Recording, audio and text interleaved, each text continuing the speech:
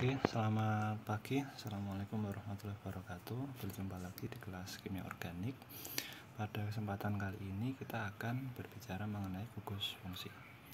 Apa itu gugus fungsi? Gugus fungsi adalah sebuah bagian atau sebuah situs di mana pada gugus fungsi tersebut akan membentuk ataupun akan memberikan karakter dari sebuah senyawa kimia. Jadi sifat kimia dari senyawa organik itu tidak ditentukan dari ukurannya ternyata maupun kompleksitasnya, namun ditentukan oleh gugus fungsi yang dikandungnya. Seperti contohnya adalah etilen dan metan. Meten ini adalah sebuah senyawa yang berbeda jauh. Etilen ini dia lebih sederhana, sedangkan meten ini lebih kompleks.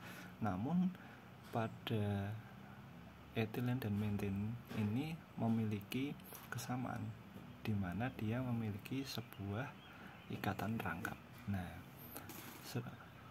karena kesamaan inilah ketika terjadi adisi berupa brom Br2 ditambahkan ke dalam masing-masing senyawa tersebut, maka yang terjadi substitusi adalah terjadi pemutusan ikatan adalah ikatan dari rangkap dua ini, sehingga kita tidak perlu mengidentifikasi lebih lanjut lagi.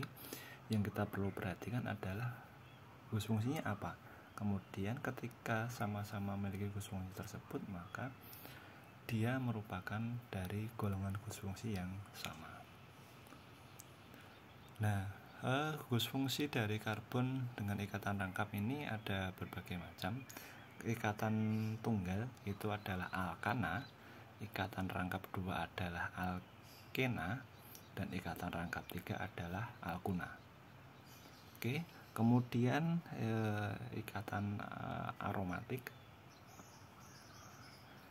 ada arena atau disebut dengan benzen. Ada halida. Halida adalah gugus metil yang berikatan dengan X. X adalah halida. Halida ini adalah ada F, Cl dan Br dan I. Kemudian ada alkohol. Alkohol ini gugus fungsinya berupa OH.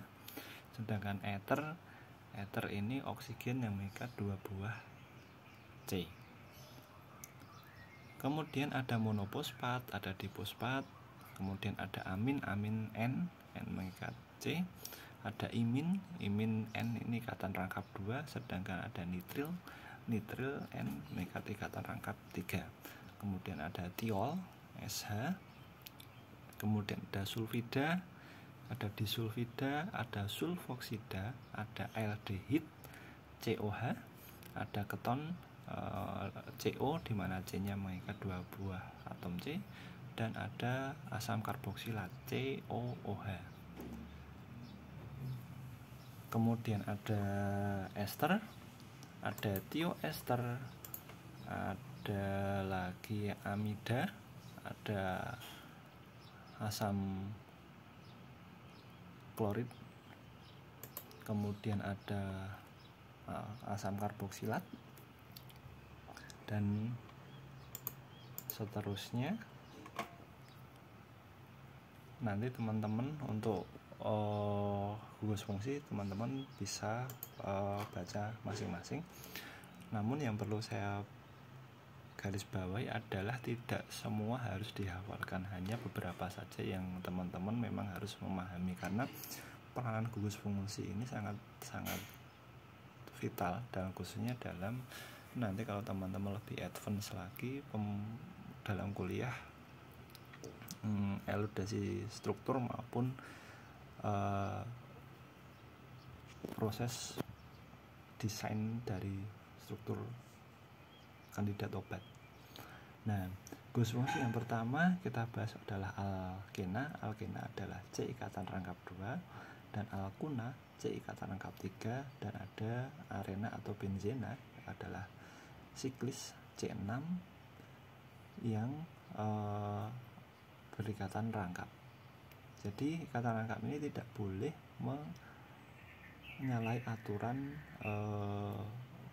valensi. Jadi C itu valensi maksimumnya adalah 4, sehingga tidak boleh ada ikatan rangkap di semua bagian. Harus mengikuti kaidah bahwa C ini memiliki ikatan valensi ataupun mengikat sebanyak 4 buah atom yang berlainan ataupun yang sama. Ikatan maksimumnya adalah 4. Kemudian ada alkil halida atau haloalkana, di mana gugus halogen FCl-BRI itu berikatan dengan karbon. Ada alkohol, jadi alkohol ini adalah sebuah gugus fungsi ataupun sebuah senyawa yang umum. Jadi tidak semua alkohol itu merupakan metanol. Ada etanol, propanol, dan bukanlah semuanya sama-sama alkohol dalam konteks kimia organik. Kemudian ada ether, ada fosfat, ada amina, tiol, sulfida, disulfida, dan selanjutnya. Ada aldehid, keton, asam karboksilat, ester, tioester, amida, asam klorida. Teman-teman nanti akan ada latihan untuk bagaimana sih supaya teman-teman bisa mengingat, oh kalau ini adalah gugus ini, kalau ini adalah gugus ini. Kemudian kita akan belajar bagaimana menggambar struktur kimia. Nah, di semester lalu kita sudah belajar bagaimana sih cara menggambar struktur kimia, namun ini hanya mengingat kembali lagi saja dari struktur Kekulé. Jauh sebelum Kekulé ada struktur Lewis. Struktur Lewis ini menggunakan simbol titik sebagai simbol elektron di kulit terluar ataupun valensi. Kemudian titik-titik itu dihubungkan dengan garis yang merupakan dari struktur Kekulé. Nah, struktur Kekulé yang seperti ini, yang lebih kompleks penggambarannya ini, bisa kita kondensasikan dengan hanya menggunakan huruf-huruf dan angkanya saja menjadi struktur yang terkondensasi. Struktur terkondensasi ini mewakili dari struktur Kekulé. Nah, struktur terkondensasi ini dapat kita ubah ataupun kita gambarkan lagi menjadi struktur skeletal. Dalam struktur skeletal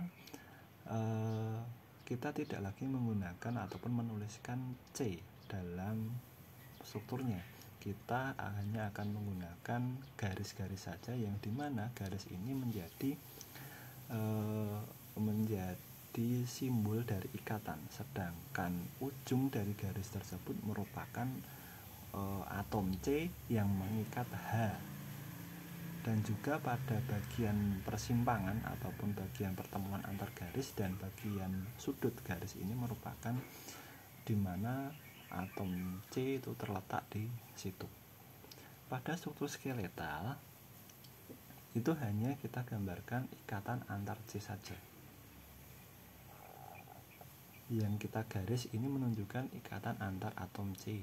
Sedangkan ikatan antara C dan H itu tidak digambarkan karena di situ sudah disepakati ataupun dipahami bahwa C ini mengikat 4 buah atom yang berbeda. Ketika dia sudah mengikat 1 C, maka tersisa 3 buah tangan, dan 3 buah tangan ini kalau dia tidak digambarkan maka semuanya mengikat H.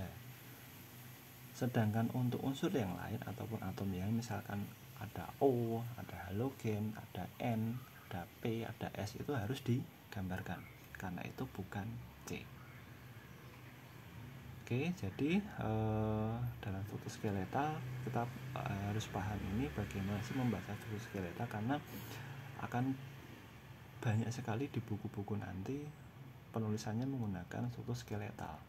Daripada struktur kondensasi, struktur skeletal ini lebih memudahkan kita untuk memahami bagaimana sih struktur yang akan terbentuk oleh sebuah senyawa dalam bentuk 2 dimensi. Namun dalam struktur skeletal ini teman-teman harus paham bahwa setiap sudut ataupun setiap pertemuan garis itu merupakan tempat di mana terjadinya atom C mengikat atom C yang lain. Contoh di sini adalah isopropan C5H8. Dalam isopropan ini terdapat 2 buah ikatan rangkap 2. Nah, kalau ada terdapat ikatan rangkap 2, rangkap 3 itu harus dituliskan. Jadi isopropan ini kalau dituliskan struktur skeletalnya seperti yang pada bagian kanan ini. Dalam struktur skeletal kita hanya menghilangkan ataupun tidak menuliskan H dan C. Kita gantikan dengan garis. Nah, yang kita tuliskan hanyalah ikatannya saja. Kalau ikut ikatan rangkap ya kita tuliskan rangkap 2 tulis 2, rangkap 3 tulis 3. Kemudian ada metil sikloheksan. Jadi sikloheksan itu adalah heksana yang berbentuk siklis atau cincin, kemudian mengikat metil. Nah, satu garis yang keluar dari segi 6 ini adalah merupakan metil. Kemudian ada fenol ini struktur kekulenya ada ikatan rangkap 2 dan ada OH. Dalam struktur skeletalnya juga seperti itu, ikatan rangkapnya dituliskan dan OH-nya dituliskan, karena OH ini bukan C sehingga wajib untuk dituliskan. Yang tidak wajib dituliskan adalah ikatan, bukan tidak wajib, yang tidak dituliskan adalah unsur C. Selain unsur C harus dituliskan, selain unsur C dan H harus dituliskan. Oke, kemudian untuk penulisannya ini yang teman-teman sering tidak aware dalam penulisan. Yang diikat oleh antar atom C itu adalah karbonnya. Jadi kalau menuliskan ikatannya, misalkan CH3 di sebelah kiri kita tuliskan H3C, atau OH yang di sebelah kiri kita tuliskan HO, sehingga yang kita menjadi jelas yang diikat itu apa, C atau H-nya. Kemudian kalau dia merupakan strukturnya panjang, contohnya adalah CH3 di sebelah kanan ini adalah CH3CH2, maka yang kita tuliskan adalah C mana yang diikat. Jadi yang diikat adalah yang CH2, sehingga yang CH3 ini merupakan ujung. Ini menjadi penting bagi teman-teman yang belajar dalam kimia organik, karena nanti ini akan memudahkan teman-teman untuk memahami, oh yang diikat ini adalah C yang ini, bukan C yang itu. Jadi seperti itu. Ini teman-teman harus banyak berlatih untuk meningkatkan kemampuan teman-teman dalam memahami sebuah struktur kimia organik. Oke, sekian pertemuan kali ini. Assalamualaikum warahmatullahi wabarakatuh.